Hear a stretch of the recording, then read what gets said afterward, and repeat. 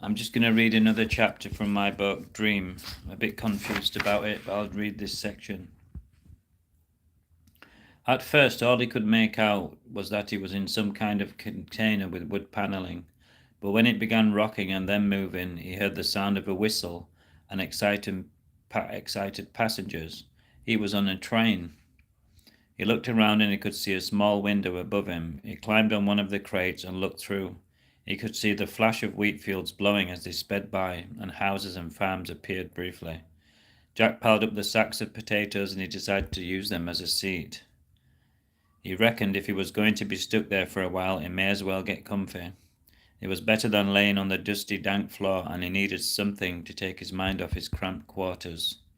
Jack kept looking through the window. It's much better than TV, he thought. You never know what's going to come next. He watched people working the land, and a small boy ran through the fields, hollering at the train and trying to keep up. Chug, chug, chug went the train, and he was beginning to enjoy it. He watched cows in the fields being lazy and horses stamping their feet and throwing their manes around dramatically. Occasionally the train stopped and he could hear the noise of commuters climbing aboard. He heard the thud of their bulky suitcases and the tap-tap of their well-heeled shoes. His imagination conjured up images of the people's faces and dress, and they felt as real as oil paintings. Jack didn't have a watch and it was difficult to keep a track of the time.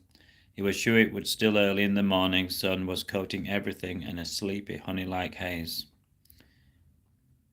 He was getting hungry, and as there was nothing in his bag, he looked round the crates to see what he could find. He got lucky. There were bananas and apples in boxes, hidden beneath all the junk and newspapers. He was overjoyed, and he had a fruity feast. It didn't take him long to devour the bananas, and then he started on the apples. It was a great relief. The last thing he wanted was to starve. On and on the train went, and Jack watched the changes in the sky. 1 minute it was sunny, and the next a grey cloud would appear, to be joined by another and then another. He was so happy to have a window to look out of, he would have gone mad without it. The hours passed and the sky became even greyer, and then spots of rain fell into the caboose. He reached his hand out and let it dance on his fingers. It was a lovely sensation. He cupped his hand and let it fill up with the water, and he drank it. He was so thirsty he would drink anything. He looked through the window at the falling rain, but it was difficult to see through, and he was getting bored. That was until he saw something green fall in front of his eyes. At first he wasn't sure what it was, and then it made a sound, a loud burping sound. And then another one fell, and then another.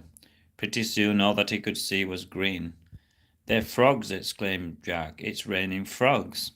The burping sounds got so loud that it began to resemble an orchestra of burps and rivets.